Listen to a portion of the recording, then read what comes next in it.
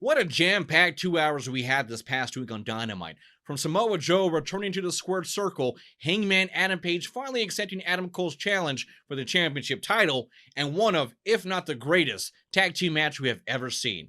Hello, ladies and gentlemen, I'm Tank Rodriguez. Thank you so much for tuning in to the very first episode of Fightcast Wrestling. Now, we'll get to those other things in here in just a moment, but first, it seems as if MJF's plan to ban Wardlow from arenas isn't going so well.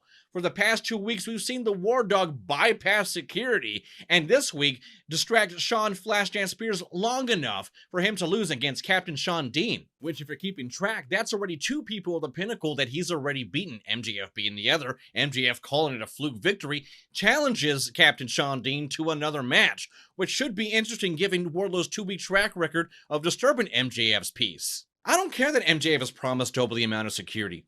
It's going to take a lot more than that to keep Wardlow out of the lakefront arena. MJF also promised to make Wardlow's life a living hell, and it seemed those tables have turned. MJF, listen, if you know you're better than Wardlow, you have a really weird way of showing it. Do yourself a favor, let Wardlow write out his contract in peace, or face him in the ring like a man. Speaking of being a man and not being scared of facing anyone in the ring, this past week we got to see the return of Samoa Joe, and boy oh boy has he not skipped a beat, facing off against Platinum Max Caster, who seems to be working on his freestyle more than his wrestling capabilities. Max, I know AEW was beating NXT in the ratings while Joe was champion for a whopping 1 whole day, which statistically is 100% times more than you've been champion.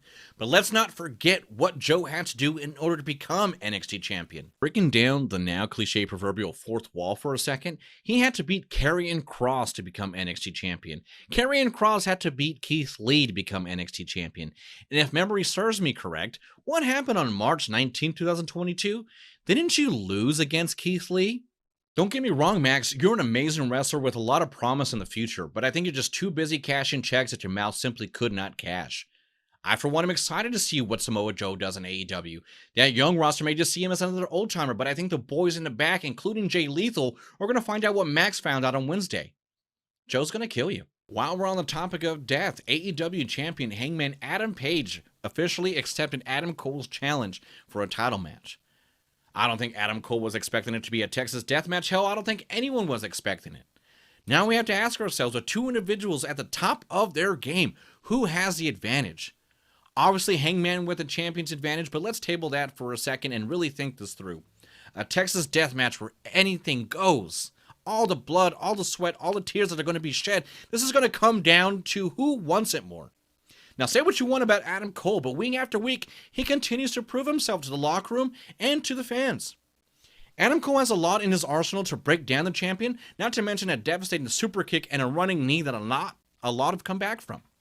But I think Hangman is going to bring something that Adam Cole may not have a lot of, and that is the will to keep going. Hangman has experienced so much adversity since coming to AEW, from the very beginning losing to Chris Jericho back in 2019 for the inaugural championship match, and not having another opportunity until November of last year. Not to mention being kicked out of the Elite and having one of his best friends turn on him. Hangman knows what it's like to be at the very, very bottom and having to slowly crawl his way back to the top. It hasn't been easy, and along that way, Hangman probably learned a lot of valuable lessons that maybe Adam Cole really hasn't had the opportunity to experience. It's definitely going to be a match you don't want to miss, but if I had to pick someone, I'm going to say Adam comes out on top. Page. And finally, when you hear discussions about the best tag teams of all time, you hear names such as the British Bulldogs, the Road Warriors, the Midnight and Rock and Roll Express. Well, you can bet your ass FTR is going to start being on that list. The main event of Dynamite showcased not only one of the greatest tag matches I've ever seen, but one of the greatest matches overall. Now, if you're watching this, you know exactly what I am talking about, and I don't want to bore you with a review and play-by-play of what went down. If for whatever reason you haven't seen it, go watch it after this video and come back and then thank me later. To me, I felt like the tag team division had been a little stale as of late, but always knew if FTR had more opportunities, we would see some magic happen. And guess what? We did. Not to take anything away from the Young Bucks. They are great in their own regard, but in my opinion, FTR are on a whole different level. FTR is a very grounded tag team mentally and physically. They don't need the high-fly, high-risk moves to get wins, and if you really think about it, that's probably an intricate part of their success. In this day and age, you see most tag teams risking their bodies with high-risk maneuvers in order to try and secure the win. Going against the great and taking it back to the old-school mentality sets FTR far apart from everyone else.